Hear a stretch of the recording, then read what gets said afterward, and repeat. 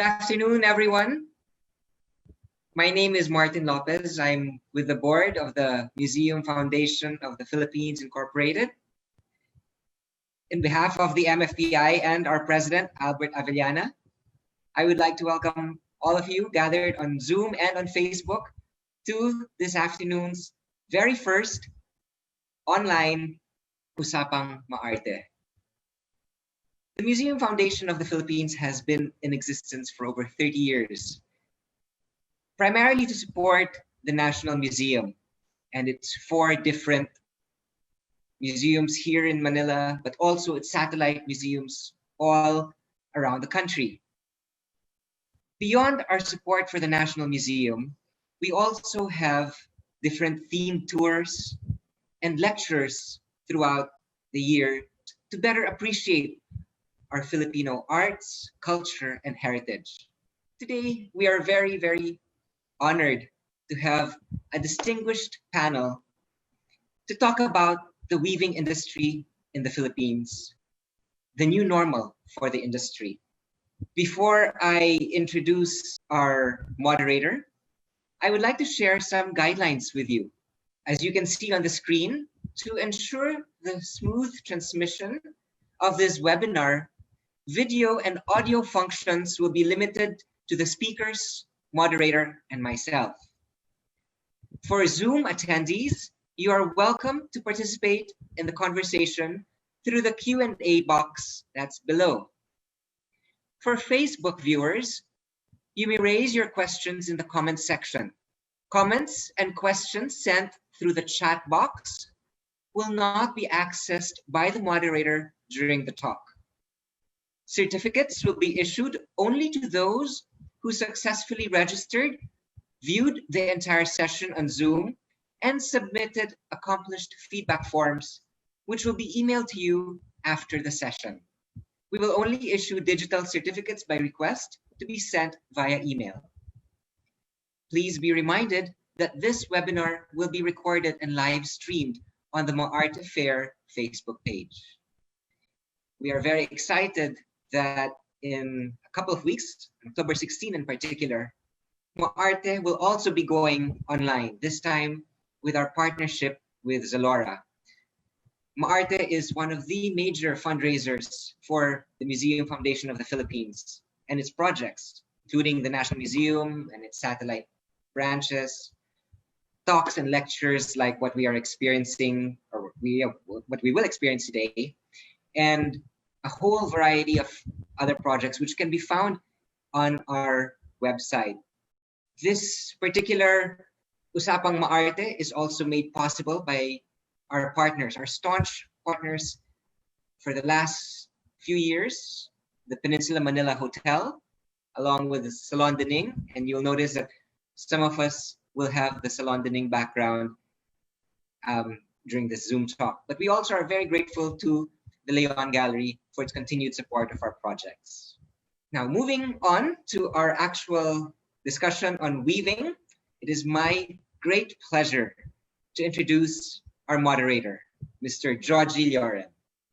Known for his minimalist style and exemplary tailoring, Jojie Lloren is the favored designer of many of the country's most stylish women. A graduate of the University of the Philippines, BS Clothing Technology, Jojie's fashion career was set in motion when he won the Philippine Young Designers Competition in 1998. He was the former president of the Young Designers Guild and the Fashion and Design Council of the Philippines, and a mentor on Project Runway Philippines. Apart from his made-to-order measure line, he also designs Jill by Jojie Lloren, an in-house brand of Rustan's department store.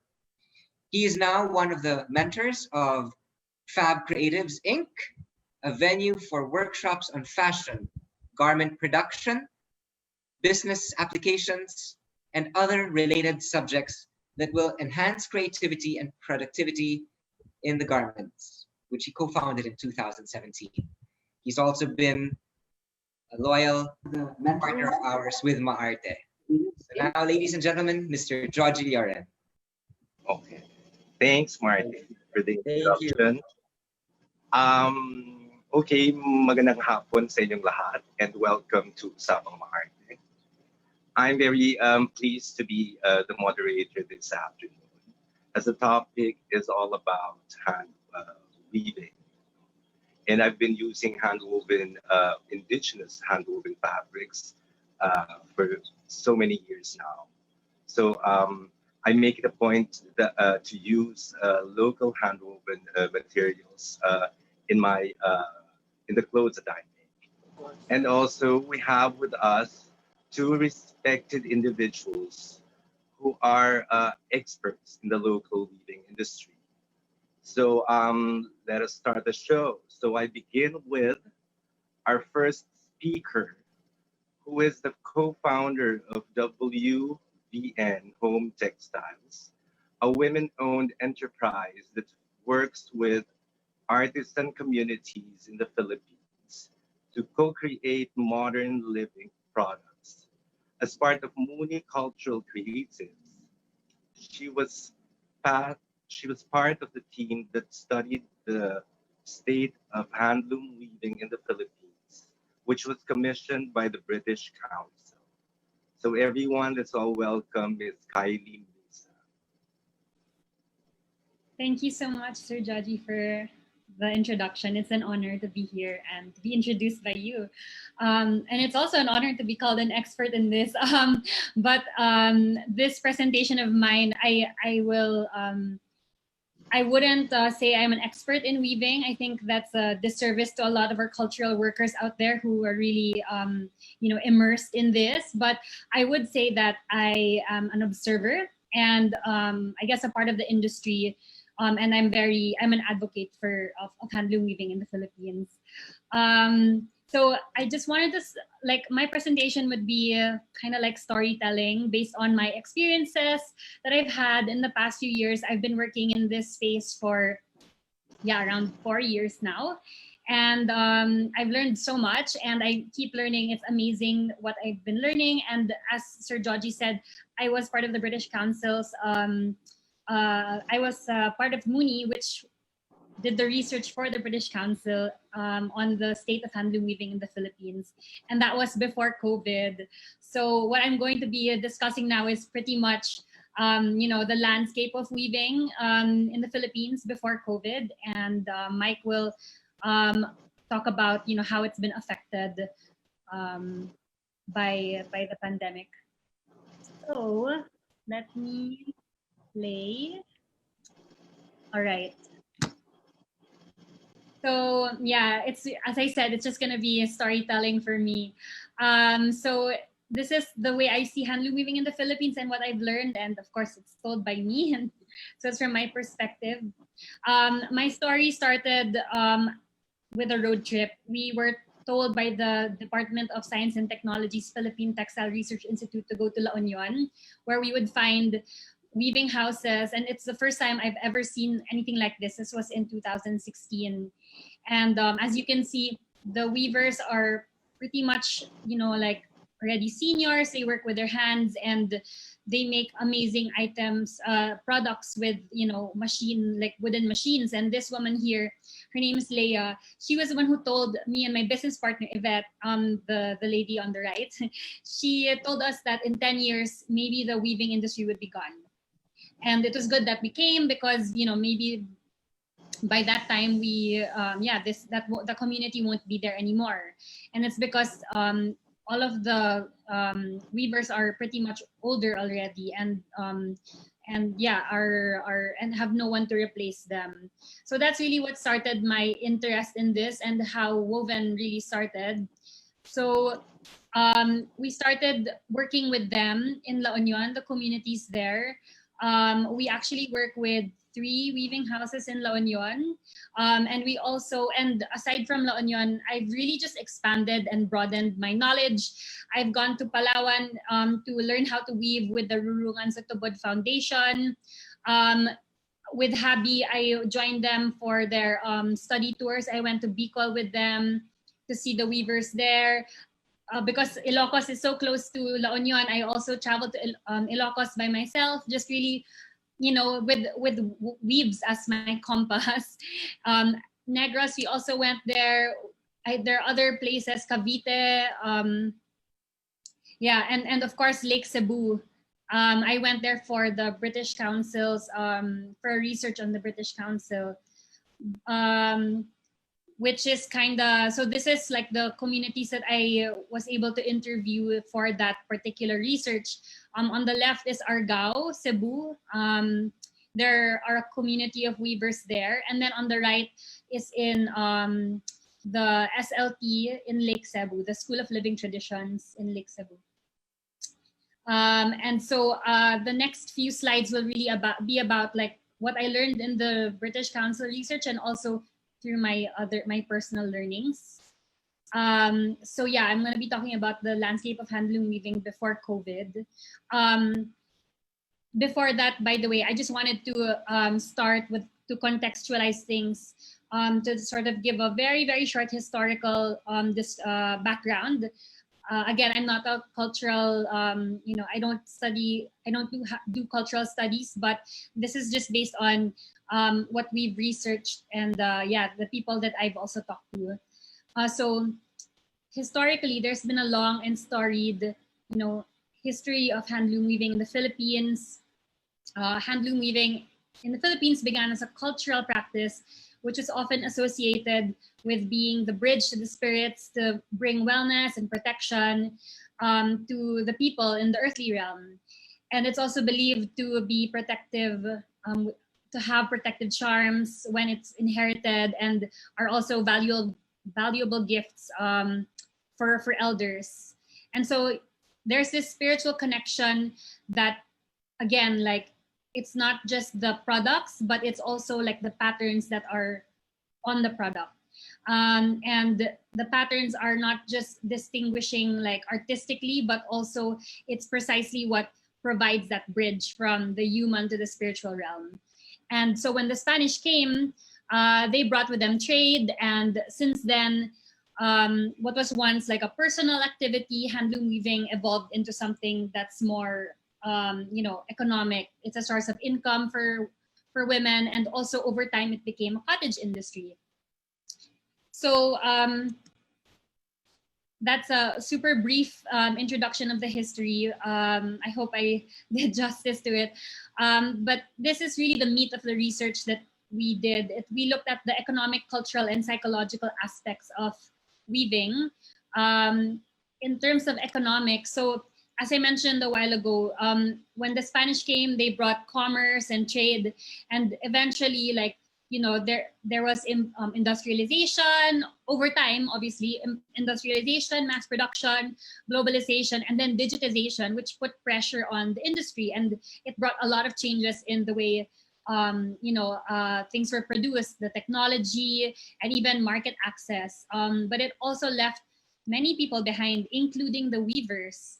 And although there are, groups and people in the industry that are trying to help support weaving through interventions, and also there have been movements to support local, and like there's been an increase in demand for handwoven textiles. There are still a lot of gaps in the supply chain, particularly in material inputs, pricing, market access, and capacity building.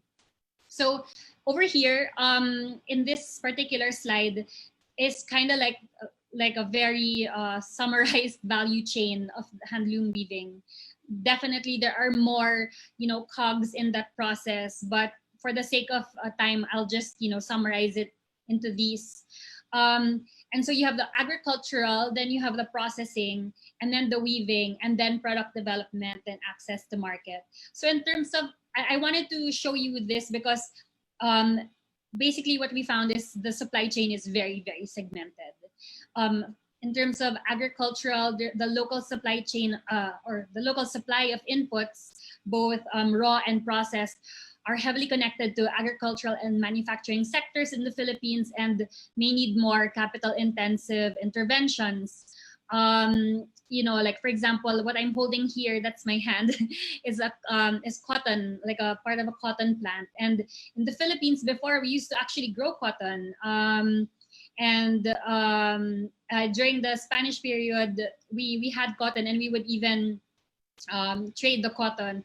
But yeah, unfortunately, because of globalization, industrialization, it didn't really thrive. The cotton industry didn't thrive in the Philippines agriculturally, and also like the processing also didn't work. So the processing of culture of cotton sort of died also later on.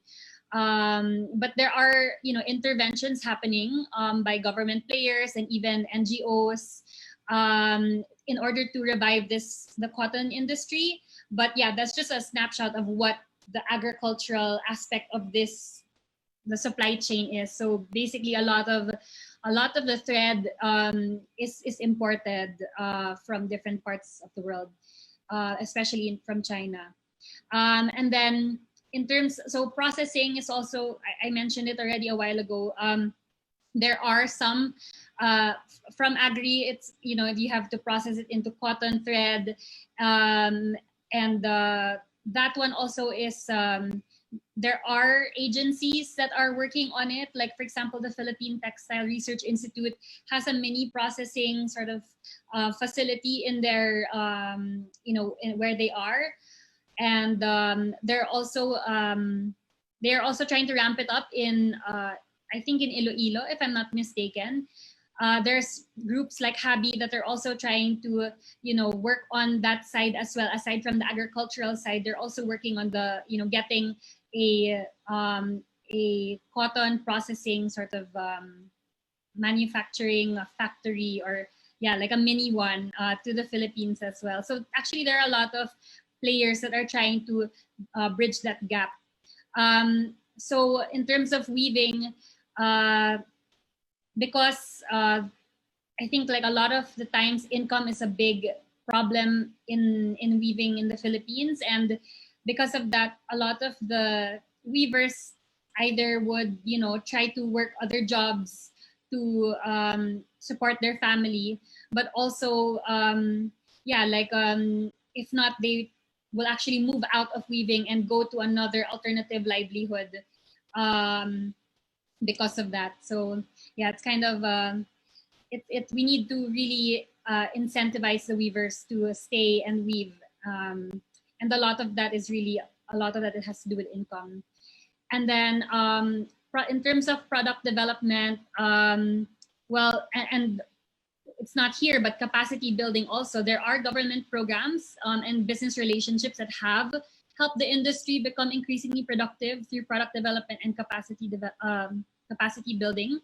But definitely, we still need a lot more work to do, especially if we want to make, if we're incentivizing the weavers to stay, we also need, it's not just for income, but also that they are learning something that they, can be proud of, that they can, it's really further learning for them. And you can only imagine when we also do it at Woven Home Textiles, when we work with the weavers and we collaborate with them and we do product development where they learn new things, the joy in their faces it's so unbelievable. It's nice to see, and it's like we're growing together, which is great. And then lastly, the access to market, which is basically like getting the products to the customers. And the problem there is although now everyone's going online, and by going online, there's so much more, there's a bigger market that anyone can have. But the thing is, you have to get online to be able to sell online. And so that's the difficulty for the weavers themselves in terms of the online market. But also, like, now more and more there is a supportive market in the Philippines that is trying to support local and trying to buy local, and so that's great.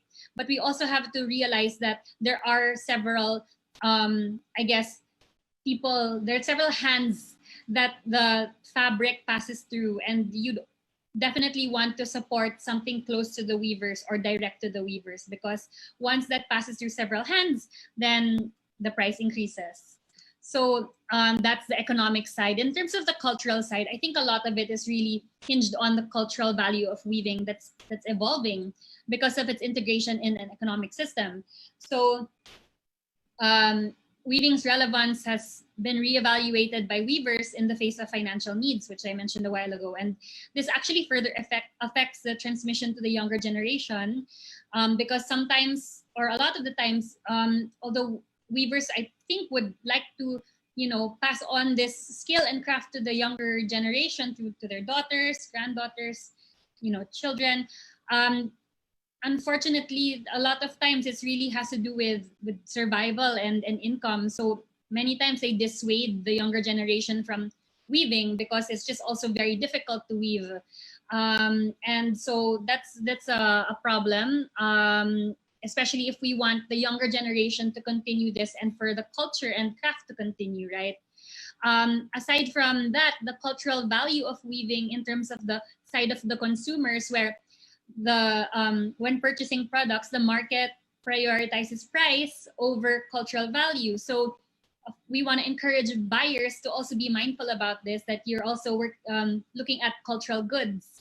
And then, of course, there are some, responsible collaborations between designers and weavers that have been observed to, attempt to be culture-based and community-centered, especially in keeping cultural practices within the supply chain. And you have to look out for those kinds of social enterprises, designers, businesses, and support these kind of, these middlemen. There's a problem on cultural appropriation because, when developing and innovating on handwoven textiles, it's like an important issue that needs to come to light because, the treatment of handwoven textiles varies from place to place, and the cultural nuances are also very different in every community. So, it's good to ask about how it should be used, or make sure that, especially as buyers, to purchase things that that can be sold or used in a different way. There are many advocates that are can talk about this. Save the Ifugao Rice Terraces, Sir Marlon Martin is actually like one of the big advocates for cultural appropriation. Habi also is a big advocate for that. So yeah, let's always keep in mind those kinds of elements, right? And then just quickly on cultural facilities and documentation, I guess, because cultural facilities is directly related to production, but also transmission to the youth. So if we support and ask for more cultural facilities from, I don't know, NCCA or maybe even DTI, to help the weavers, pass this on and have a space for them to work and to showcase the culture, that would be fantastic, because there are some weavers who have said they need more cultural facilities. And then in terms of documentation, because weaving is passed down orally, either vertically or horizontally. So vertically from mother to child, horizontally from within the community.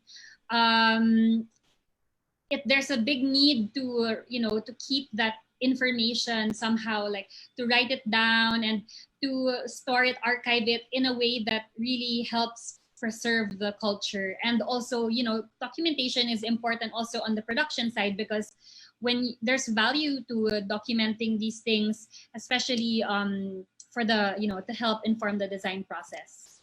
And then last is psychological, where it just we saw that weaving significantly impacts each weaver through the ways it hinders or enables for what they think is a good life, or what they envision to be a good life. And there are things that limit the choices of the weavers, and where they are unable to make I guess decisions towards building a good life. And this has to do with diminished control and agency. There's also the precedence of their role as mothers and like women of the family, that influences not just their productivity but also their primary motivations as weavers. And then, however, though, like the empowerment is still there, because weaving, we saw in the in the study, weaving really empowers women as artists, entrepreneurs, community leaders, and agents in preserving their culture. So, despite the difficulties, we still see that at the end of the day, the women are empowered because they have, like money to help provide for their family. And also, like, they have that sense of pride that they know they are agents of culture and they're making something that's beautiful.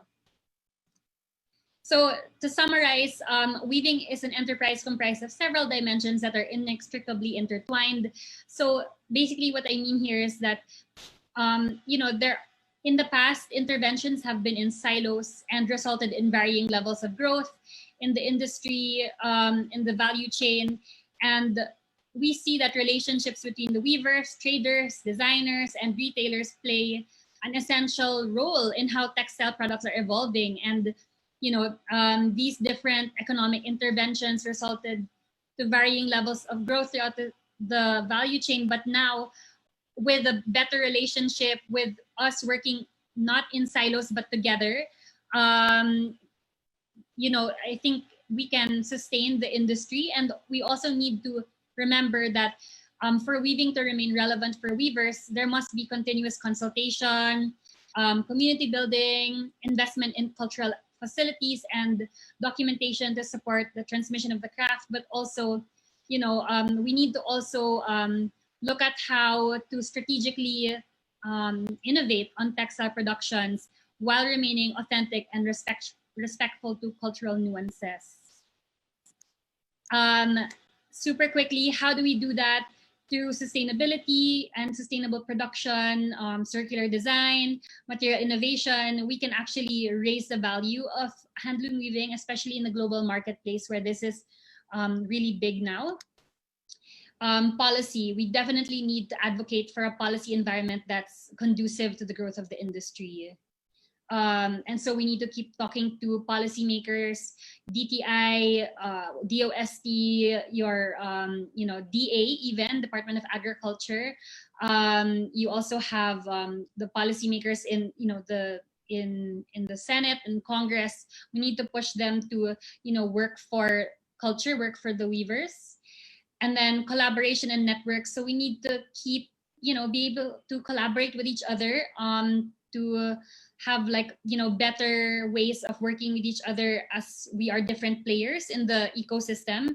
And then of course responsible collaboration with the artisans. That's I think number one for me actually. At the end of the day, we need to keep looking at what the artisans are getting also, right? And then cultural exchanges. So we should expose the Philippine artisans to creative industries or other people through cultural study trips and exchanges to share best practices and experiences. So this is actually us in the De Castro Weaving House in La Union, where we brought women who are sustainability advocates from the US to go to them and see how it's done in the Philippines. And actually it's interesting because when we have, it's not one way, it's a two-way thing every time we have cultural exchanges. So they learn from us and we learn from them. And it's such a great experience to be able to do these things. Capacity building. So again, it's just another emphasis of what we said a while ago. We need to keep developing the capacities of the weavers so that they can grow equitably. And also the goal is really self-sufficiency for the weavers as well, right? And to use arts for social change by empowering the weavers, especially the cultural masters and the IP groups. We need them to, be able to have a dialogue, to continue to educate us also, and, to promote the culture using their own, way of their language, the way of cultural transmission, and to promote the fact that we can have collectives of these cultural workers as well. And yeah, apparently that's it.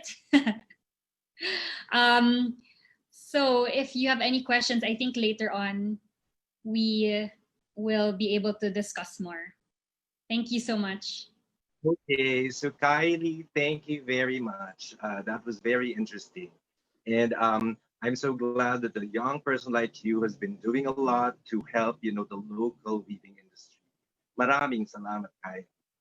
And now, for our next speaker, he is the co-founder of Creative Definitions, a social enterprise that supports communities of weavers in his hometown province of Negros Occidental. Together with his wife, he envisions to create sustainable handwoven textiles made of 100% Philippine indigenous fibers and aims to establish a sustainable value chain for their company and their partner weaving communities through fair trade, ethical marketing, use of natural materials, and use of innovations to achieve long-term economic growth. He is a member of HABI, the Philippine Textile Council, and a current board member of the Association of Negros Producers. He is also the chairman of the Subcommittee of Fiber Development under the Philippine Council for Agriculture and Fisheries. Having been involved in the weaving industry for the past 4 years, he is an example of an entrepreneur that has walked the talk. So without further ado, friends, Mr. Mai Claparols. Hello, good afternoon, everyone. Thank you, Jojie, for introducing me. It's an honor.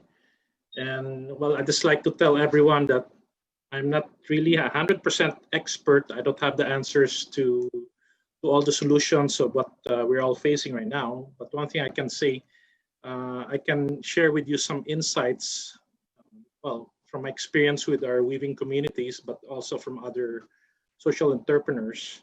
And I'd like to share them insights on some steps that we can take from starting now to address the issue of the pandemic. So let me start with my first slide.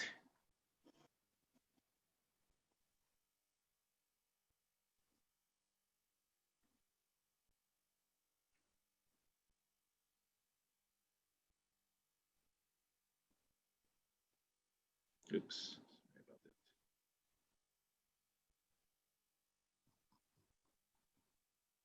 that. Okay, here we go. So anyway, before we start going to the insights, I'd like to talk about a bit on the weaving industry. I'll be talking more on the economic side.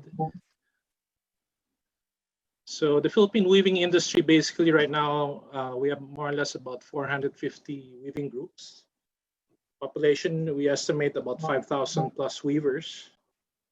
And these are basically divided into 45% in Luzon, 30% in the Visayas, 25% in Mindanao. And based on our estimates, the weaving industry generates a revenue of about 150 million pesos yearly.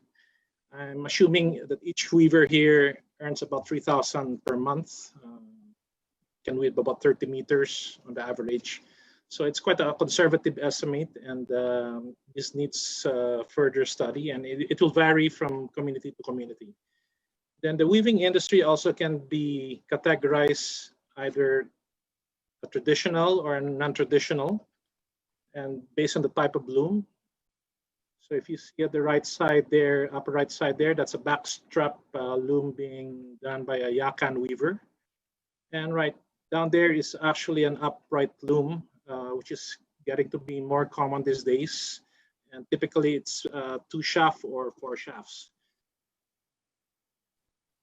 The weaving techniques, I will not dwell much on this because it's very technical, but the most common we see here are the plain weaves, the twill, the checkered, and of course the suksok, which everyone can see around with the sophisticated designs.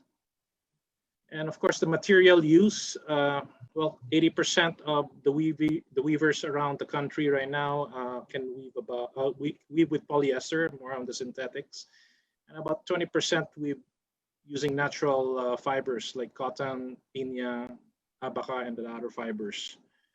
And ironically, before the 1950s, cotton was a bit abundant, and a lot of our weaving communities were actually using cotton. They grow them and they spin them in their own homes. But during the 50s and the 60s, especially when the tobacco companies came in, well, a lot of the farmers converted to tobacco growing instead. So it's an irony because we had actually a cotton industry before. And as early as 1993, there were about 30,000 hectares. And from right now, I think we're less than 1,000 or even less, which is unfortunate. So why weaving? I need to share this with everyone that, well, why this thing with the weaving industry? Well, there was a renewed interest in terms of cultural identity among the weaving communities. And NGOs like HABI, of course, they also help enhance the awareness about it, the crafts. And let's face it, the international Filipino designers, both here and abroad, also basically made it more popular. In addition, government initiatives were also conducted, symposiums, research studies, publications, workshops, basically, well, you can say increase the awareness on the handwoven fabrics. And this led, of course, to a weaving revival, which basically I would say only happened the past 10 to 12 years. And as what Dr. Norma Respicio, which is a Philippine textile expert from UP, said, there was a 21st century renaissance. And I would agree with her on that. So this basically encouraged more weavers, entrepreneurs, of course, and organizations, including brands and designers, to join the fray. And of course, it increased both the appreciation and the demand for the locally handwoven fabrics. So this led more, of course, to community pride, more exposure for them. Trade fairs were set up, which further increased the demand for the fabrics. And of course, naturally, it also increased the income and the branding of several designers. So, things were kind of good. I mean, if you see the past 3 years, there was really an increase in the awareness, of course, supporting the local and of course, local brands. Then, of course, a lot of the companies also made use of this as part of their image building activity, part of their CSR, using the hand weaving industry as part of supposedly their impact activities. Of course, that remains to be seen whether there was really real impact. And of course, you could see in international events like Miss Universe promoting the use of our locally made fabrics.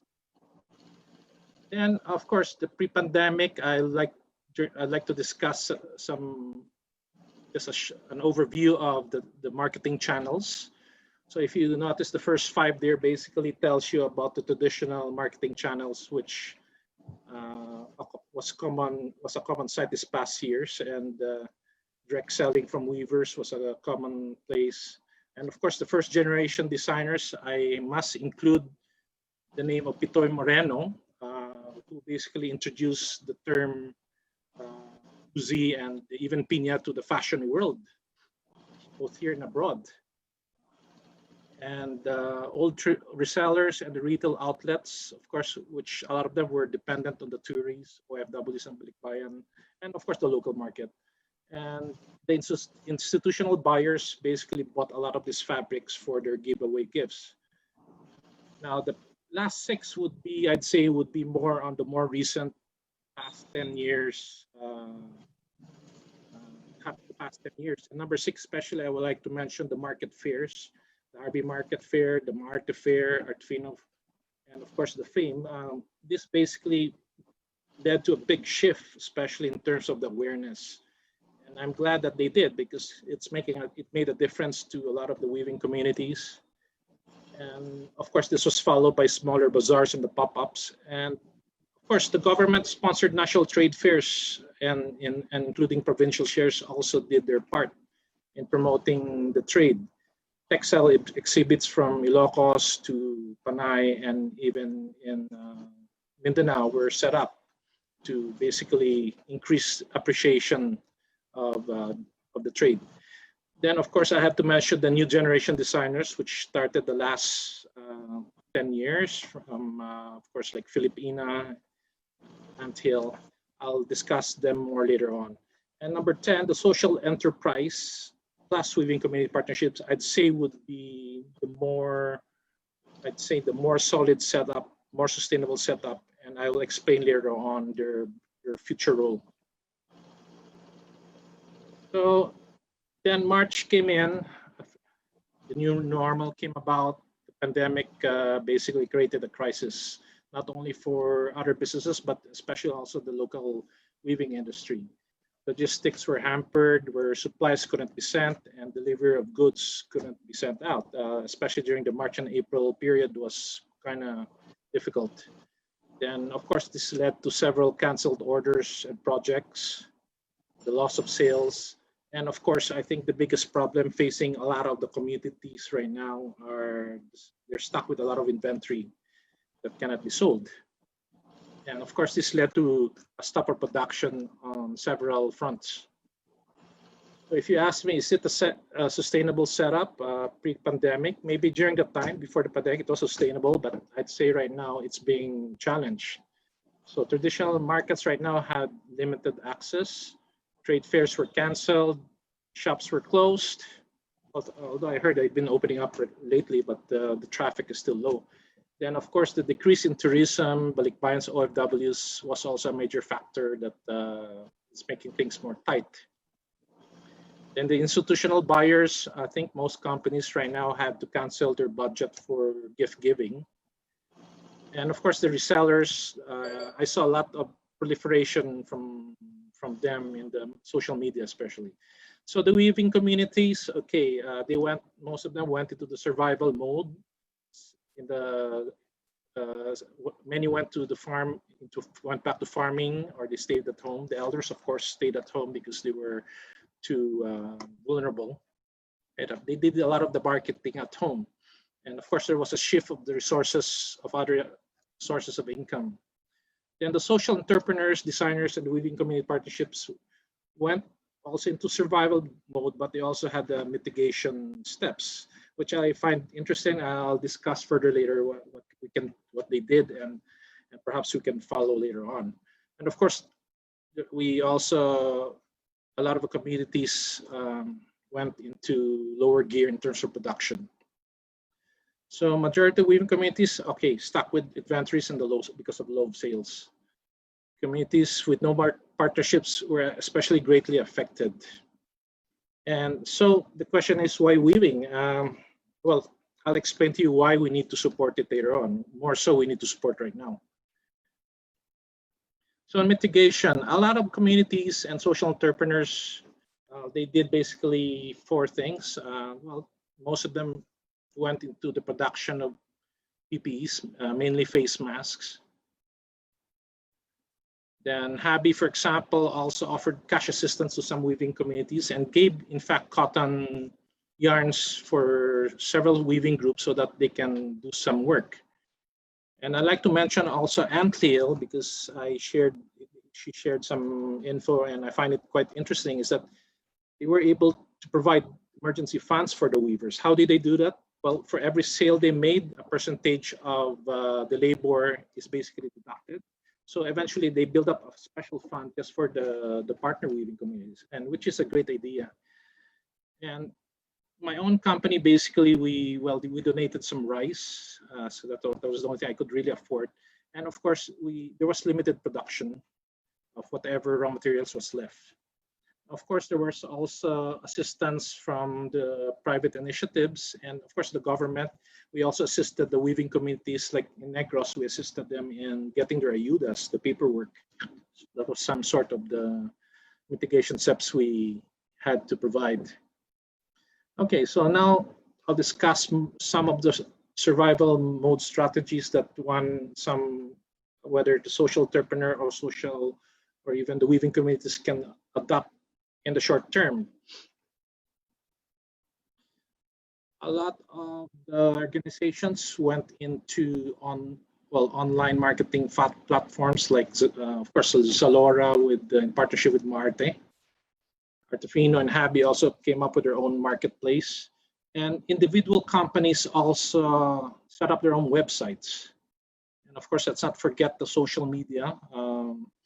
Weavers and resellers, of course, this was their main tool. But see, this is a very important, I'd say, and I will suggest to a lot of the weaving communities to get to more the technical thing when it comes to social media, because it will really help them. So as far as production is concerned, most, I'd say, well, based on my interviews from Iloilo, from Mindanao, most basically downshifted. They're producing half of their capacity right now. Although those looms that utilize elderly weavers had to stay home because of their vulnerability. Then, of course, there was continuous marketing, both local and international. Both local and international markets continued by several brands. So these were some photos of the weavers from Kabangkalan during the pandemic, and they basically continued their weaving, but instead of doing it 5 days a week, they just came in 3 times a week. Then, of course, I talked to Al Valenciano of Balay ni Atong, and he told me practically they stopped production there, and their focus was really more for product development. And it's a good time to also tie in all the loose ends. Also, Manila Collectible, in partnership with the Maguindanao Weavers, they also did their own form of product development. Then, so here is a new normal future. I'd see there's a greater role for the social enterprise, whether that person, it's a person, entrepreneur, a designer, or an organization as a whole. In partnership with Weaving Partnership will be the ideal setup in the long term, because well, I'll show you later why it's sustainable. And for example, with our company Negros, our main purpose is really more of livelihood and to improve the local economy in order to attain area peace and order. So it was really more to provide livelihood. The group in Kiangan, this is by Marlon Martin, and this is basically under the Save the Ifugao Teresa's movement with the Kiangan weavers of, well, basically in Ifugao. Their purpose was really more for heritage conservation and good governance. Manila Collectible also is into heritage conservation and women empowerment. So the business model will vary depending on the situation and the locality. And of course, I didn't mention the other social entrepreneurs, which I, of course, because of the short time, I'd like to mention also Philippine, Anthill, Balay ni Atong, of course, Rumurungan sa Tubod Foundation, and of course, others. I have to mention also some people from the shoe industry who's using fabrics a lot, wrist manufacturing and zapateria. So they have their own setup. It's quite interesting. So social enterprise, this is my call to action for them. Of course, it's important to have the long-term planning as part of their, as part of their structure. And of course, working for the welfare committee, we have to understand each and every issue of each community you're dealing with.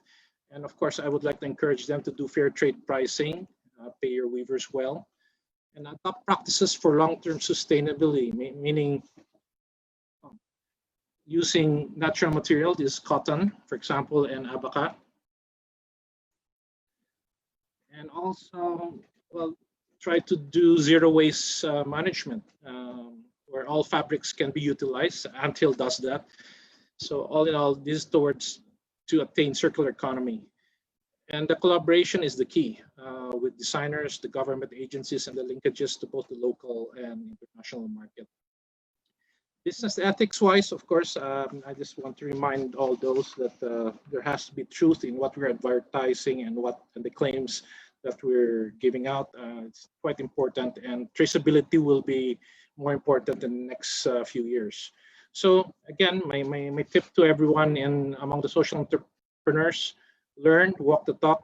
It's not enough just to do selfies. Then for the weaving communities, of course, there's this desire to protect their cultural identity. And I agree, we have to protect them. But at the same time, I'd like to tell them also to be more open to ideas and channels, especially with regards to technology. They have to be more tech savvy.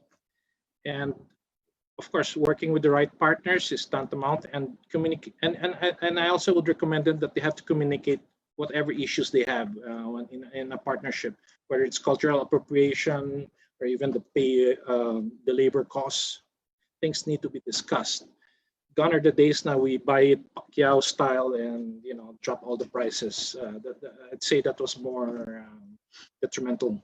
So again, business ethics wise, pricing, be more consistent with their pricing strategies. So like this month, they'll have this price. 2-3 months after, they raise it because they see the demand. So for me, that's not good. I mean, they have to be honest about that. And of course, the source of materials, whether they're using really real cotton, polycotton, or just polyester. And of course, delivery time is quite important.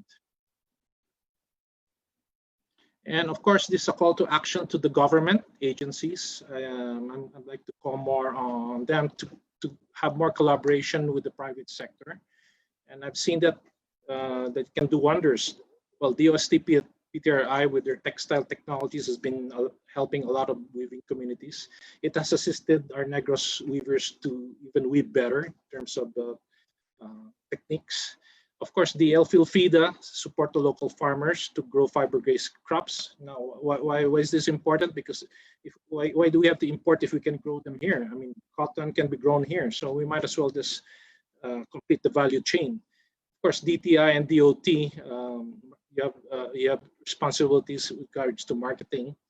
DPWH, DITCT, I mentioned it here because there's still a lot of weaving communities where cell sites are not, or I mean, cellular signals are already quite weak. So it's kind of difficult to conduct business. And I just want to tell also everyone that the HABI came up with this opposition paper to members of the Senate Committee on Agriculture to support the fiber industry, because we feel that the fiber is the solution, the long-term solution to have a sustainable textile and fashion industry. And of course, I have to mention Senator Lloren Legarda's contribution to the industry, and I thank her for that. And lastly, to the consumers, okay. This is another urgent call to action. I want them to understand more about the weaving industry in the Philippines, its historical contribution, especially to Philippine society. And basically, this answers the question, why weaving, even though we're facing all these challenges. Weaving is a dying art, and it's our responsibility to keep it alive. So, and of course, supporting the locally made fabrics will not only benefit the weaving communities, but also the farmers, the processors, the social entrepreneurs, designers, and eventually, the markets, both local and international, will benefit. So there's a value chain that we need to really, to support. And that's basically the end of my talk. And I would like to thank MaArte for this opportunity to share these insights. And of course, if there are questions later on, we can just ask them. Thank you. Thank you, Mike, for a very enlightening presentation. So there, we just have to support local. We have to buy these fabrics in order to, to help a lot of people and industries, from grassroots to, the retailers. So now we go to the Q&A portion, and I have a question here. Okay, the question is from an anonymous attendee, and he's asking how present are our local weaves or textiles on the international stage? How can we better promote our local products on to the international market? I can take a swing at this first. I think in terms of, so there are different in in the value chain, there's also a lot of players, right? You have the weavers that are, obviously it's like they're the source, and then but you also have designers and then retailers and then like other middlemen in there. And so with regards to that question, I guess it's a matter of like how to better. First, it's a matter of how to make directly the weavers themselves be able to market their products internationally. And then there's another question about whether there are ways that designers or entrepreneurs can market their products also efficiently, effectively in the international stage. I do think that there are a lot of designers who have come out in fashion shows, runways and have also exhibited abroad. I think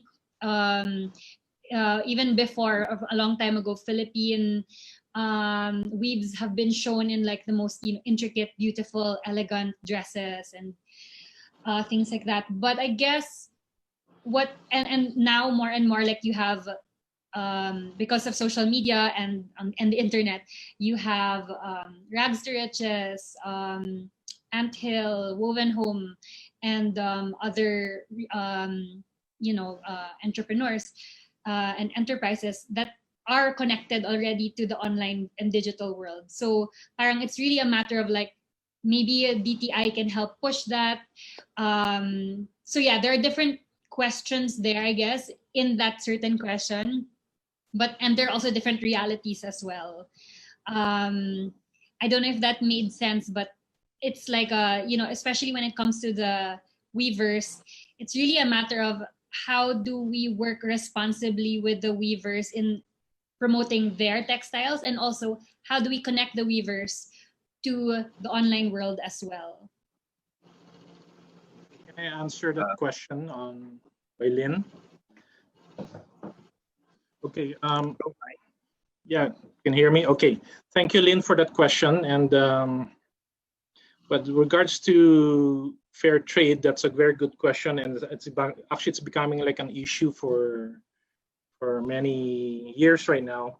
Well, you mentioned that it was getting too expensive, and that's why I made a call to action to those social entrepreneurs to basically probably make a balance, because like in our case, for example, in my brand, I always explain to our weavers with regards to the pricing structure, and I tell them why it's cost this much also by the time it reaches in Manila, why we sell it this much.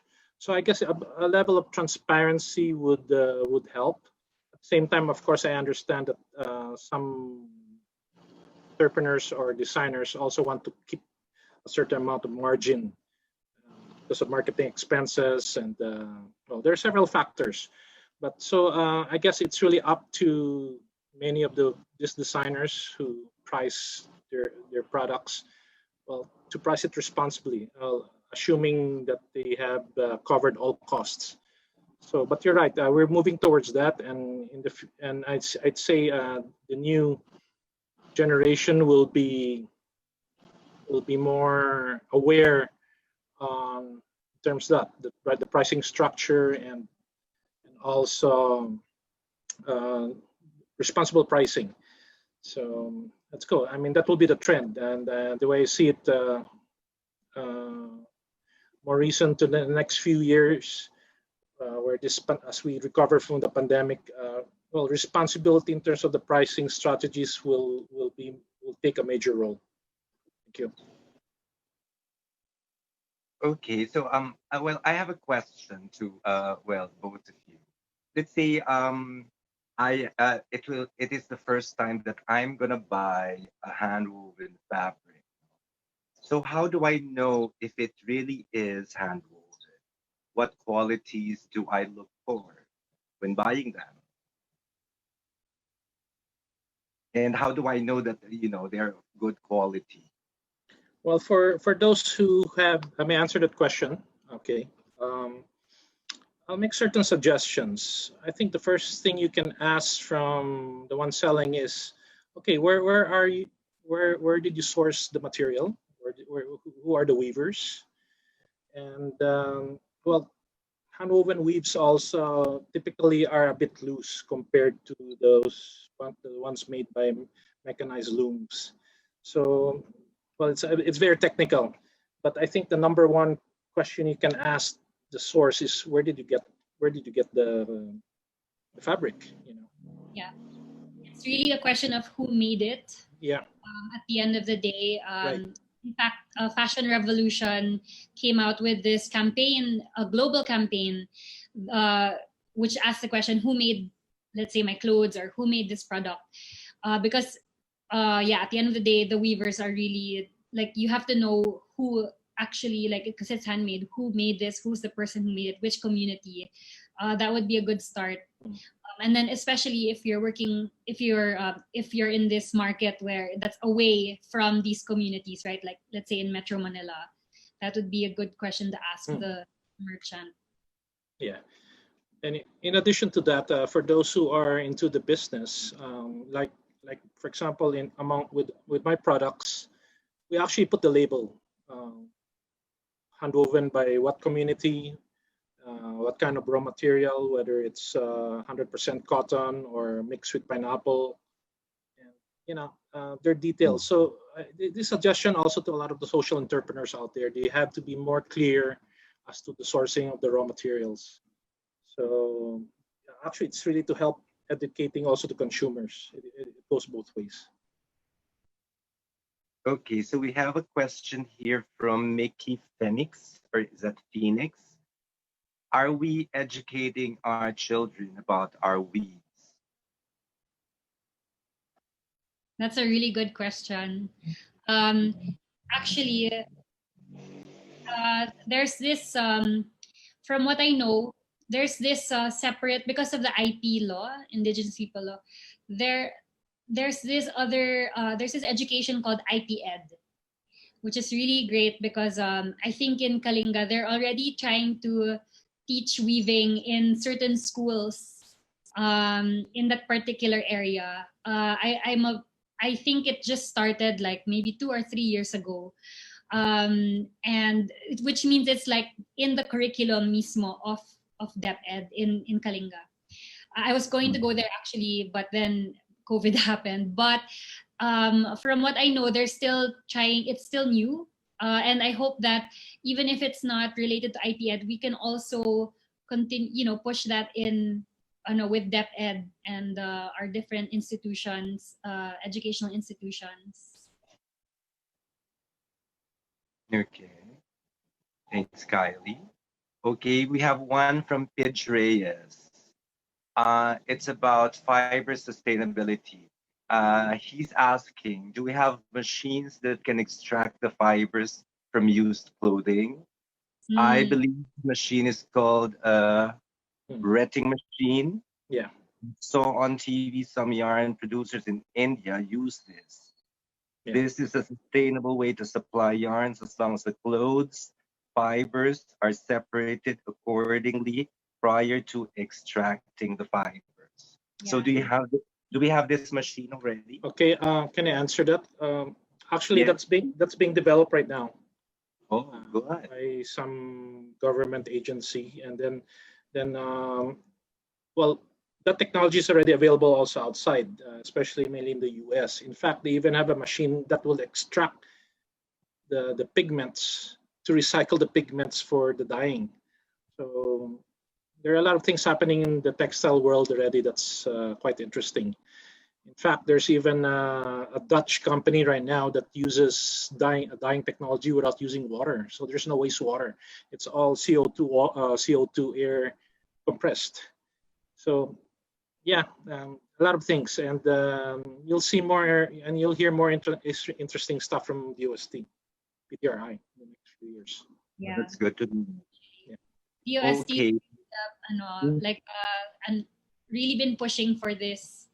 It's really great to work with DOST because they're very progressive when it comes to this. So yeah, I guess as Mike is saying, I think there's a lot to hopefully after this pandemic we can expect a lot of things from them. Exactly. Yeah. Okay, so from Chicky Go, Patis Tesoro once said that for the tradition of Bharat to remain alive, it has to become part of modern life. Given the premium price of local weaves, what are the plans to make the weaves accessible to as many Filipinos? Or is it not yet a plan in the immediate horizon until a more stable sourcing is available?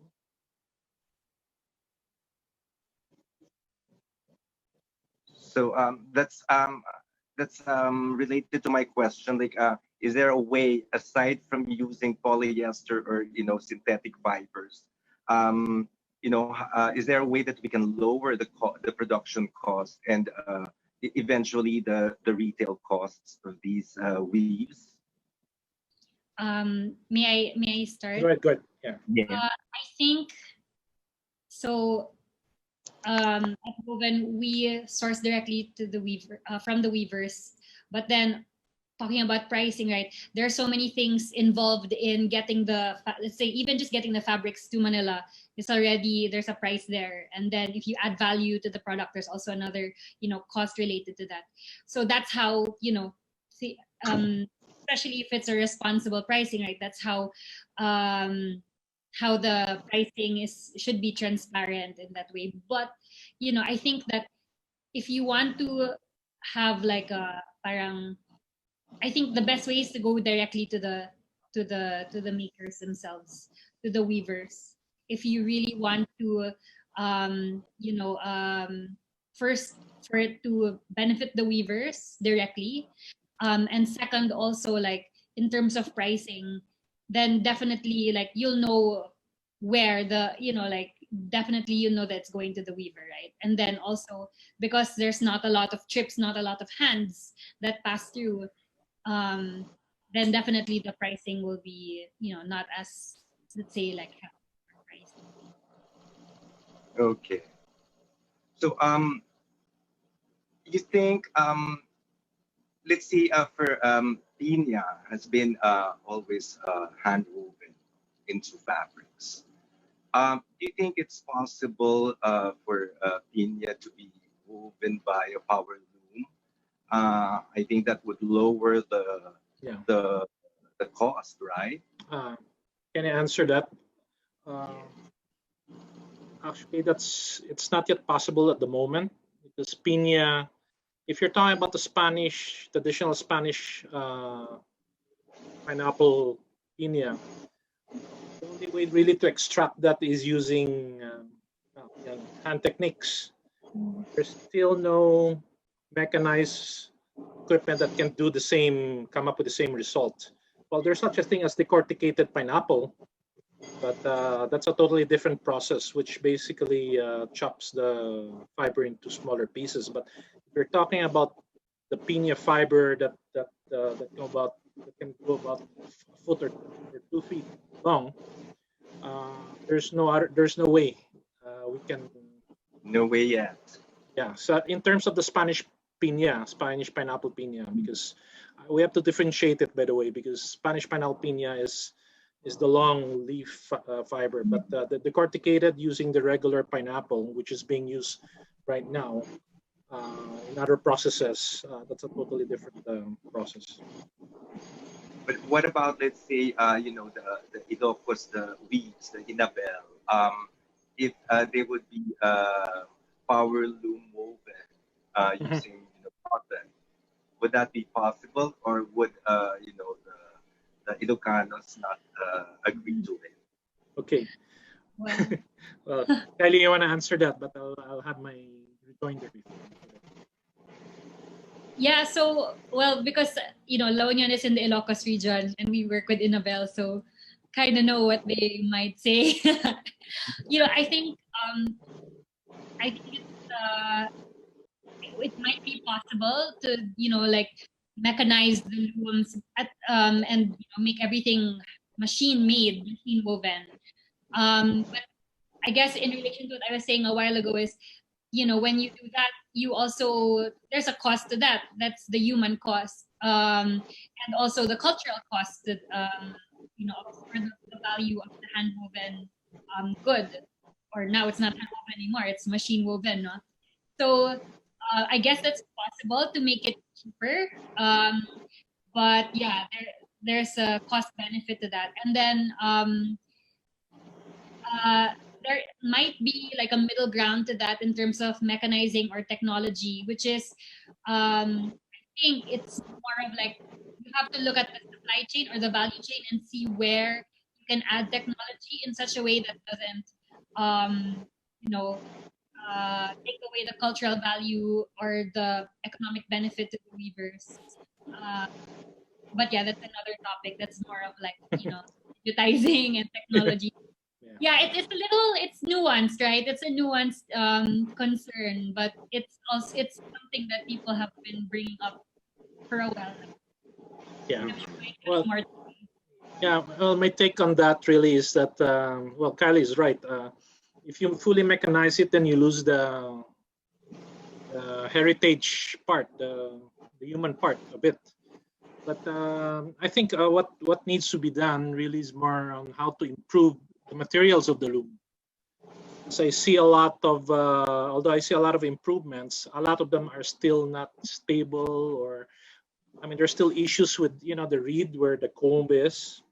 It's still steel, and in many areas that are high in, let's say, more humid, there's a tendency to rust. To rust. So if we could come up with the affordable stainless steel reeds, then that's fine. But you still have the action of beating and the raising of the shafts.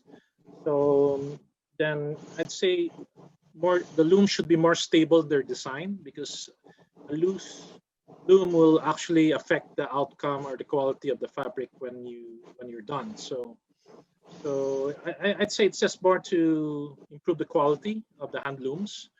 Now in India, what I found interesting is that they mechanize the part where the beating action comes in, but that's it. I mean, they use a regular floor loom, but they just put an electric motor to do the beating, and they put a pneumatic mechanism to shoot the shuttles back and forth. It was crude, but it worked for mass production. But I don't know if it won't be applicable to fabrics that are more complex in design, but maybe for simple plain weaves, it's possible. Okay, there's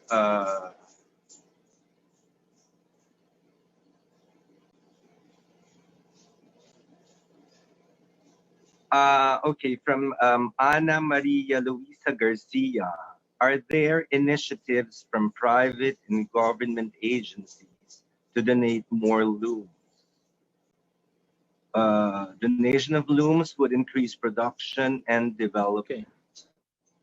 Yes. Well, I'd say well, this past 3 years, yes, there were a lot of looms that were donated, but I also see a lot of looms not being used. Yeah, exactly. There, because okay, I'll give you an example. You put a community. Let's say you engage a community with no experience of weaving, and you train them. Then hopefully the production will start. Okay, I'm telling you already that it's not going to work that way. Number one, I think whoever is going to partake with that project should also understand whether is there a market available for their fabrics, what is the quality of the fabrics, and also, well, again, Kylie mentioned the value chain has to be taken into consideration, from the raw material supply to even the designers have to be involved if their fabrics will be accepted in the market. So it's not as easy as that. Donate loan, have them trained, give them raw materials, tapos. No, I mean it's not going to work. And I've seen several weaving centers not being optimized, and a lot of the looms there are just sitting down there idle. Sayang. I think Kylie you would agree with that. Yeah, I actually want to add, from what I learned, not one loom in a region is the same as the loom in the other region. Yeah. So Mike talked about backstrap weaving. He talked about the foot loom. Those are two different looms. But like in terms of just like the backstrap loom, like usually it's in the north that they use it, and also I think Visayas also uses backstrap. Backstrap, foot looms. But yeah, like some foot looms that they'll have a completely different setup.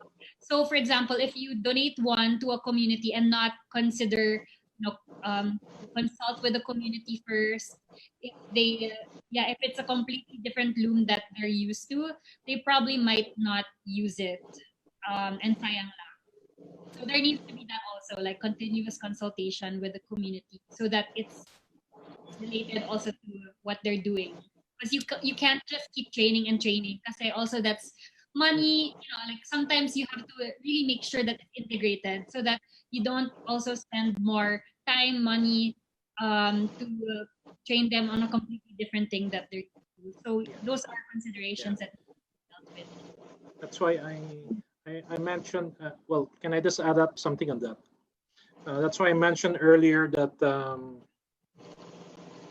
a social entrepreneur set up in partnership with the weaving community would be more sustainable in the long term, because the whole value chain there is being taken into consideration.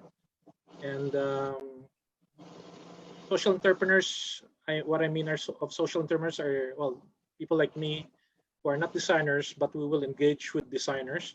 And there are some companies or brands who are designers themselves who become a social enterprise. So, depending on the setup.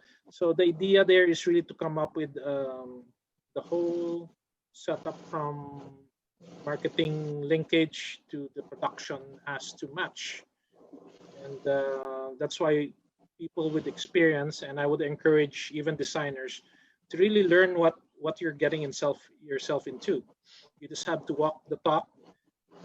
Taking selfies with the weavers and giving them merienda one time, buying all their fabrics, and that's it. I mean, that's not gonna last.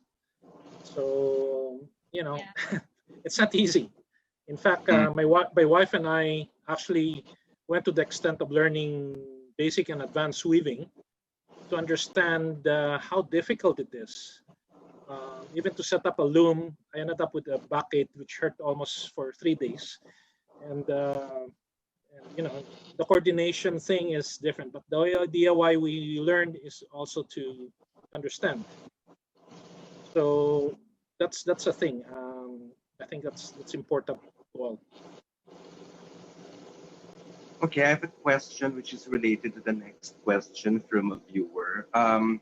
Like, how distinct are our weaves compared to the other ASEAN region weaves? Kylie, you want to answer that? Yeah. Well, very distinct. Although, from what I know, we do have some cultural intersections. Like, for example, in Taiwan and in, let's say, like Batanes, for example, or in the north. In the Taiwan airport before, I remember seeing they were exhibiting some old mga, so actually I think they were just photographs lang. They were exhibiting photographs, and I was so amazed to see like similar, like ifugao patterns and colors, red and black. So that, and I was very surprised that it was Taiwanese. So I'm pretty sure there are similarities, but I think like the cultural differences are also so rich. ASEAN is such a rich region in terms of culture, and I know that someone here was asking about the how we can compare the Philippine industry to what's happening in ASEAN. And right now I know that there are some symposiums or what do you call it, parang meetings that are textile related in the ASEAN. For example, there's this textile symposium that happens in Yogyakarta, which I know that Habi goes to often. So like we're represented there, but I don't think there's a real integration in terms of like textile yet in the ASEAN. Who would be a good resource for that? It would be Manila Collectible, Charisse Aquino Togade. She knows a lot about ASEAN textiles because she's also a social anthropologist.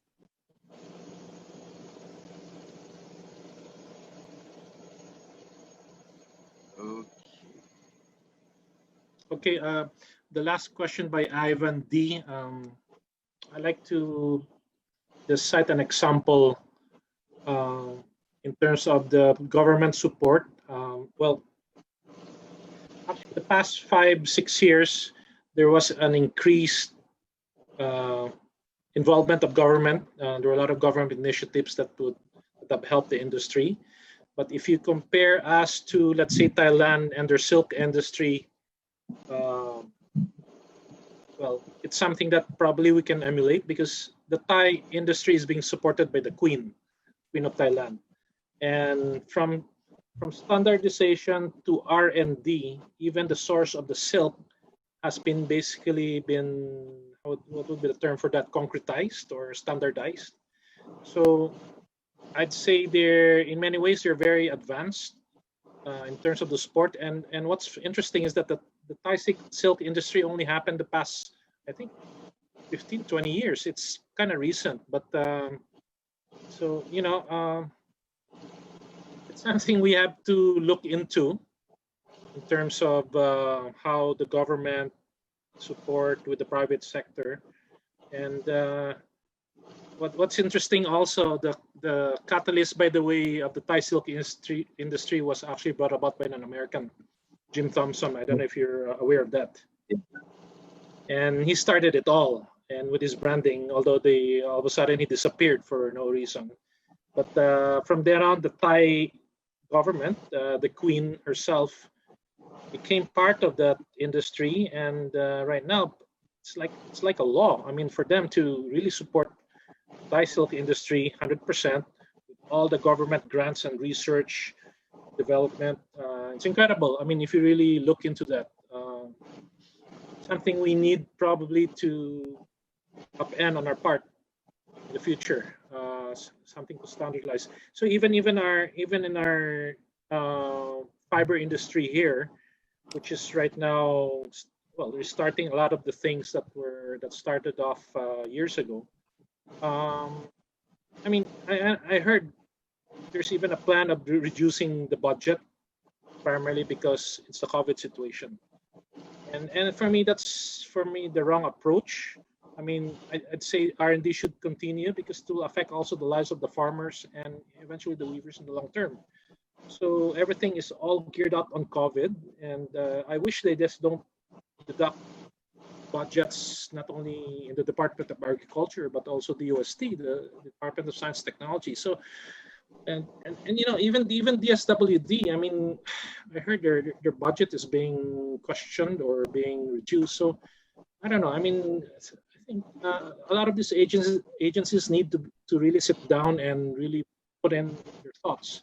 That's the reason why the Happy Philippine Textile Council basically wrote a position paper to the 15 senators involved in the agriculture, Senate Committee on Agriculture. And I hope those who are listening, any of the senators there or Congress people or their assistants, tell them, the fiber industry has a big future. Right now, the focus is only on abaca, but cotton will have a big potential in the future. And for me, the sustainability of the textile and fashion industry will be dependent also on how we support the local fiber industry as a whole. Yeah, And why do we have to import if we can grow? Someone told me, and that's correct. I mean, we have all the resources. I mean, we just have a matter of just supporting the farmers, supporting the processors. Electrical rates should be lessened. I hope they listen to this. And of course, the telco, they have to put up more cell sites in the mountains because that will help also the weaving communities, whether weaving communities or even other craft industries. It will really help them in their marketing. So, it's just a matter of putting things together. And then I hope the government and the private sector have to work hand in hand. Tama na yung reclusion, okay, her turf, their turf sa kabila, iba na naman. I mean, they're doing their own thing, their own. Yeah, so, but silos, right? yeah, it's a matter of just putting this thing. We're all part of this big wheel with different spokes, if this all of them are all put in the same place, it will work. But if politics are involved, then we will have a problem. Can I add something also to what Mike Sure. said? Yeah. Like how there's a law. Actually, there's this law called the Philippine Tropical Fabric Law, and it was a law that was really championed by Senator Lloren Legarda. And basically, it advocates for our local ethnic textile and clothing to be used in the Philippines. Like in terms, I know what the recent sort of way they're implementing this is that in government agencies, I think they are required to. Some agencies are now required to wear something that is handwoven or has a handwoven element to it.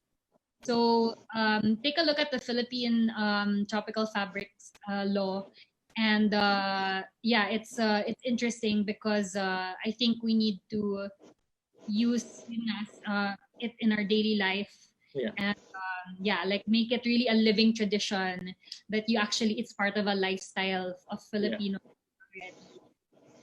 Yeah, can I just add something on the RA 9242? That was actually crafted by Dr. Aurora Peralta and her team, and sponsored by Senator Legarda. And for me, that will be one solution to the production problem. I mean, if we convince all local governments to buy locally handwoven fabrics in their near their area, that practically will absorb all the production of all the weaving communities around. So it's just that I know that law was signed 2003, 2004 and approved by President Macapagal Arroyo. That was 2004, and up to now, I still don't see the full implementation of it. And the question is why. So that's another issue, of course. Any more questions? Yeah. Well, Jenny Laguno says, I have computed from the input that the weaver receives about 10% of the revenue from sales of woven products. Where does the 90% go? Okay, I can answer that. Actually, it's not only 10%.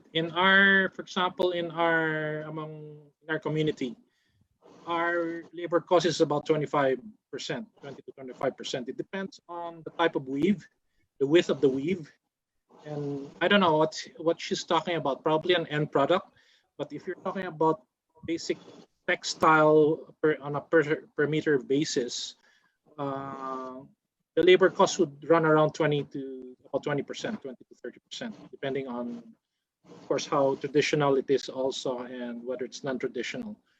So the 90%, wow, well, you have the raw material supply. So polyester is cheap. Cotton will be a bit more expensive. You can have probably another 20 to 30% on that. And the other 40%, I must say, logistics, delivery, in terms of packaging, marketing expenses. It depends on who's going to sell it. If it's direct from the weaver, not much probably overhead or utilities to pay for. But if you're talking about designers and social entrepreneurs, of course, we include marketing costs because we're pushing the product more. It will really depend on the packaging and how it's sold.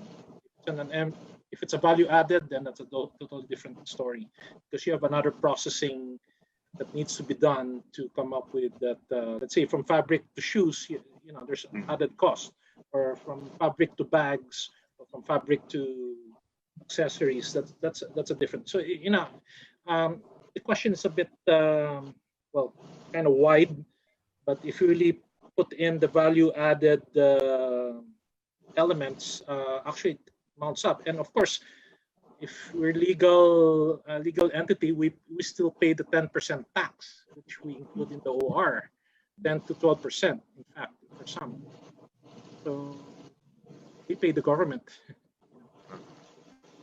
Here's another question from Pidge Reyes.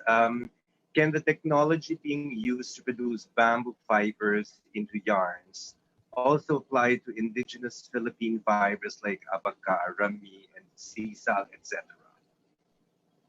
Sorry, what is the question? Whether it can be supplied?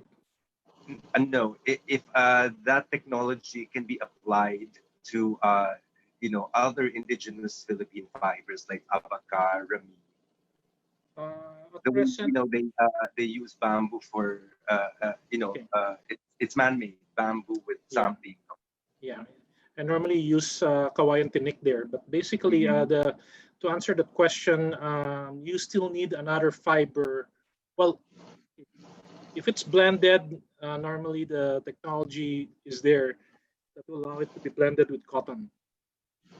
Cotton is still the best base because of well, can basically it has the body and the stretchability to mix with other fibers. Now there's also experiment being conducted wherein pure bamboo fibers are being connected into yarns. That's still under R&D and probably will take more time because you have to knot each fiber, you have to knot individually, just like the piña. But for the blended, technology is already available and probably that's the way of the future. I also know that bamboo fibers or bamboo thread goes through a lot of chemical. It's actually not 100% sustainable. The process in which the bamboo It's like made. rayon. Yeah. So I think it's a different it's a different process also if you work with abaca, if you work with bamboo. But yeah, from what I know, that's why parang I look out in terms of bamboo because I hear it's not that. Yeah, well, can I just add something on that on the technical side? Actually, yes, chemicals are being used, but if we have a facility that would also recycle the wastewater that comes out from that, then it becomes more manageable. A wastewater treatment facility needs to go hand in hand with any bamboo treatment process. Okay. So I have a question. Is everyone familiar with the pinukpok? So it's an abaca loosely woven Tinalak. fabric. The Yeah, tinalak. no, a pinukpok. Okay. That's what we used before for the terno sleeves, the Maria Clara sleeves. So they're gone now. So what we use when we make ternos is the nylon mesh version. So is there an initiative to bring back these old fabrics and produce them again?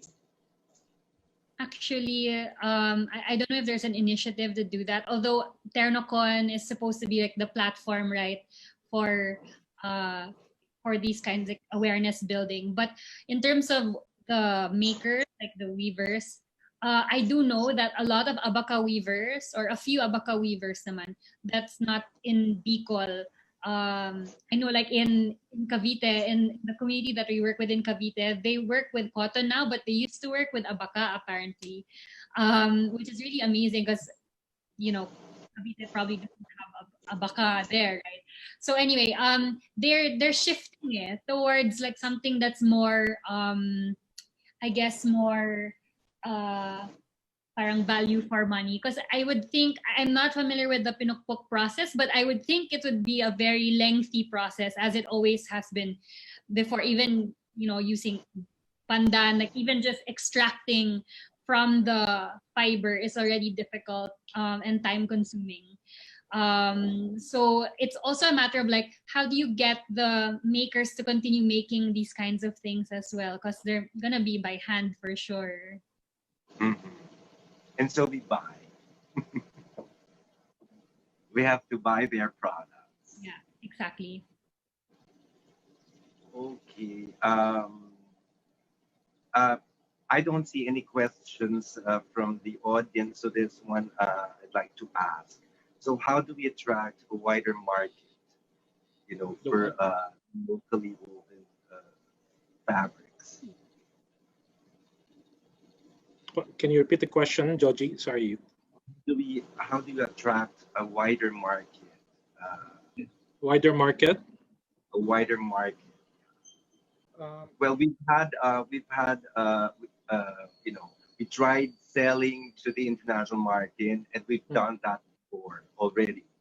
Now, what about the local market? Because it seems that it's the AB market that has who can afford to buy these Yeah. fabrics. So what about the CD markets? How can we serve them? Mhm. Well, to answer that really is more on a lot of it's got to do with perception,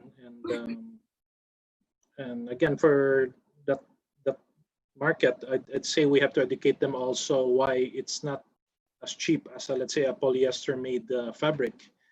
But at the same time, I am also, this is a call also for the local designers and social entrepreneurs. How can we make it more affordable? So I'd say a balance have to be made, and we have to be clear on. Well, I mentioned that we have to, I guess, teach more people on what the handwoven fabrics are made, and the value in terms of the protection of their heritage that goes with it.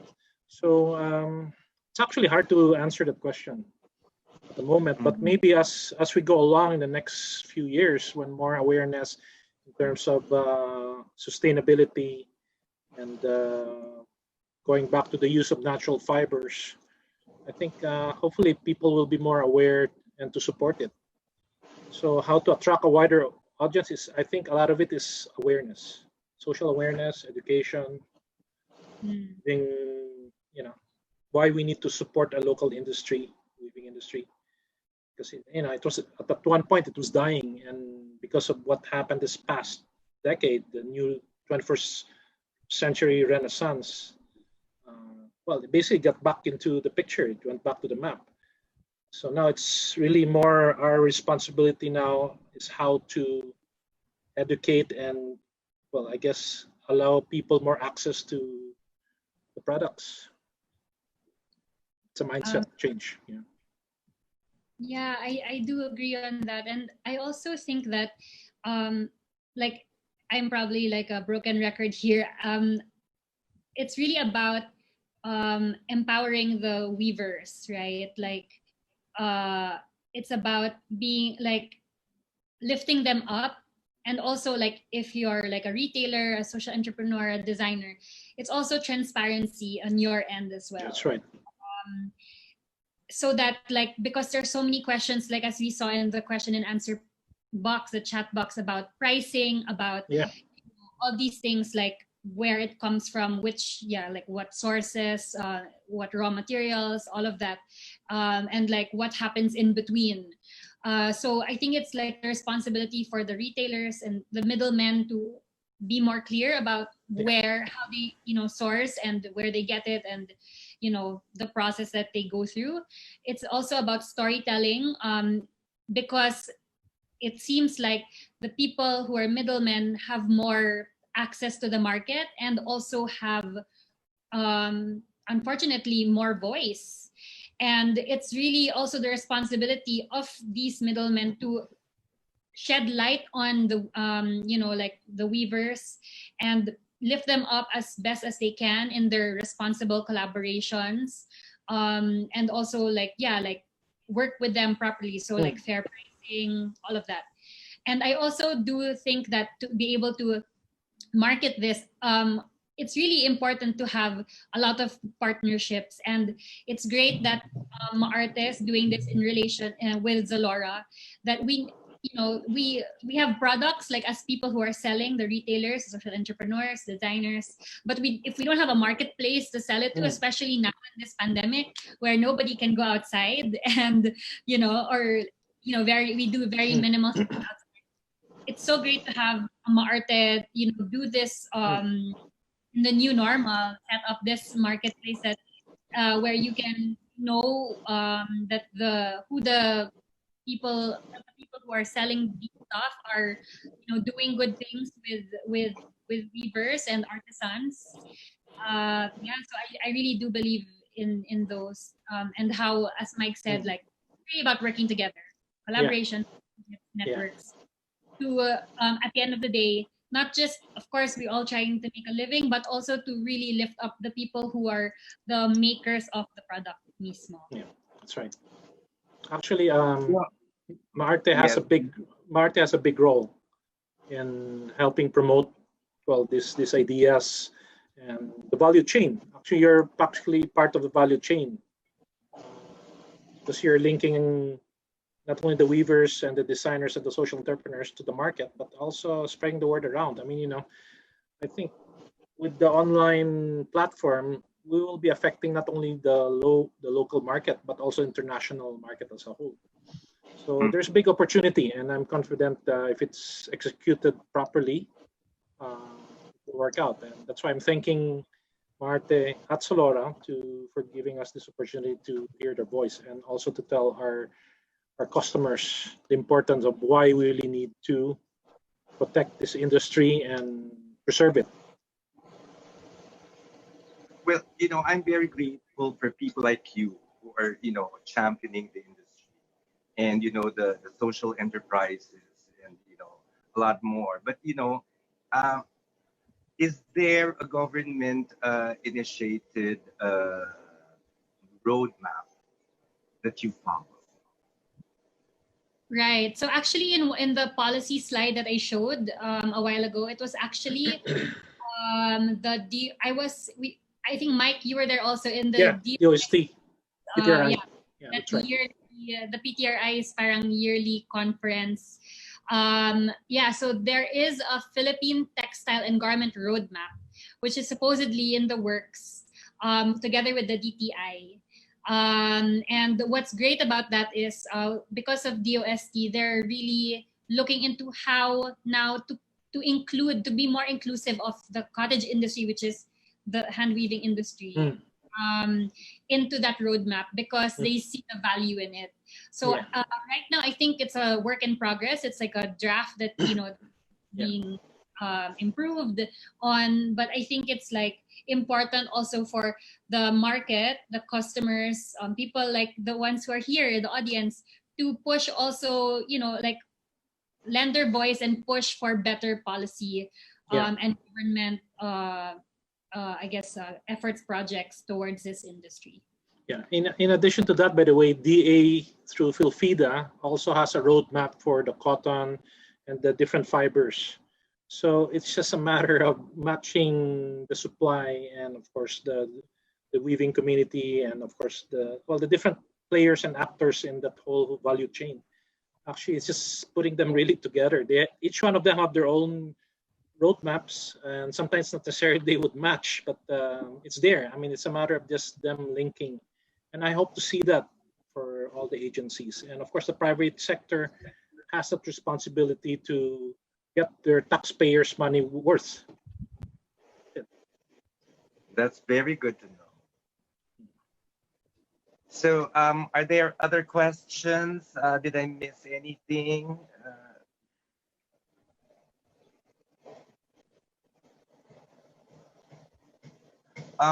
Okay, there's one here from Ana Maria Luisa Garcia. How about fire-resistant fabric production? Are they making these? Out of handwoven fabrics, you mean? Fire-resistant handwoven fabrics? Siguro. At the moment, none, but there is water repellent, and also insect repellents, and also antimicrobial. Yeah. That's what I know.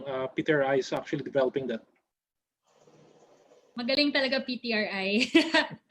Like, these things are available, but I think it has to be more industrial if you want to avail of it, because it has to do with machines, no? The volume has to be a little bit high to be able to work with these kind of fabrics. You have to reach a certain economies of scale to make it viable. Yeah, but fire retardant, that's a good idea. I'll propose that to PTRI too. Anything else? Anything else? we're, we're people? being we're being told to wrap up, but anyway.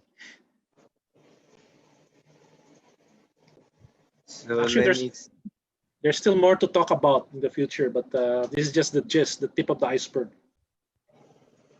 Maybe we can have a part 2 on this topic, given the Oh, yeah. interest, given that there have been a lot of questions and comments, and it really got to engage Yeah. not just you guys as panelists, but also our audience Other on questions, Zoom yeah. and Facebook. Yeah, Yeah, that's good. thank you Good to so know. much for your questions. I'm really happy to see that a lot of people Yeah. feel so much for the weavers and for this industry, for cotton, for Philippine cotton. Yeah. Yeah, it's gonna be a long process ahead, but it needs to be done. It's a responsibility. And we hope that the very next step first would be for our viewers to support your booths, your stalls in MaArte at Zalora, which opens October 16. Yeah. And unlike our past MaArtes at the Pen, this MaArte at Zalora platform will not just be for a weekend, but it will actually last for a few months. So you will have the opportunity to buy and support not just once and not just on one weekend, but definitely until or after Christmas. Yeah. And it's definitely one way I to hope so. help support our weavers. Yeah. So at this point, I would like to thank our panelists, Mike Claparols, Kylie, Misa, and of course, our moderator, Jojie Lloren. Thank you very much for a very engaging 2 hours on our weaving industry. And yes, there is hope, but we also have to do our part. Yes. Agree. And I would like to thank the Peninsula Manila for being our partner, for lending us the backdrops for Salon de Ning, especially for Kylie and Jojie, and of course, Leon Gallery. Now, we would like to invite you also to our next talk, which will be on October 17, and it will be on the forgotten voices in public heritage or public heritage spaces, the first person interpretation at Museo ni Emilio Aguinaldo by Cara Garilao. And the talk is based on a project that they had in February 2019, where the Fundación Santiago, together with the National Historical Commission of the Philippines, launched Sa Aming Tahanan, a first-person interpretation program in the Museo ni Emilio Aguinaldo in Kawit, Cavite. The program is an interactive dramedy which encouraged participants to question the origins of the hero by bringing to life 3 characters, 1 historical and 2 composite, who would relate their experiences with Emilio Aguinaldo within the context of their time and space. The museum served not only as a set of the program, it inadvertently became the 4th character in this 1.5-hour activity. It was the hope of the organizers that the program would not only encourage historical thinking, but that it would encourage participants to question the meanings of heritage spaces and museums, such as the Museo ni Emilio Aguinaldo, but also maybe even the National Museum. Now, our speaker is Cara Garilao, a community-based heritage tourism program director of Fundación Santiago. She is a historian by training and holds a master's degree in heritage conservation from the University of Sydney, Australia. She is also a trustee of ICOMOS Philippines. Again, that will be October 17. Stay tuned. Watch us on Facebook, and we will be posting the links for registration very soon. Again, thank you everyone for being a wonderful audience. Thank you again to our speakers and to our moderator. And we hope to see you all virtually, MaArte at Zalora, starting October 16.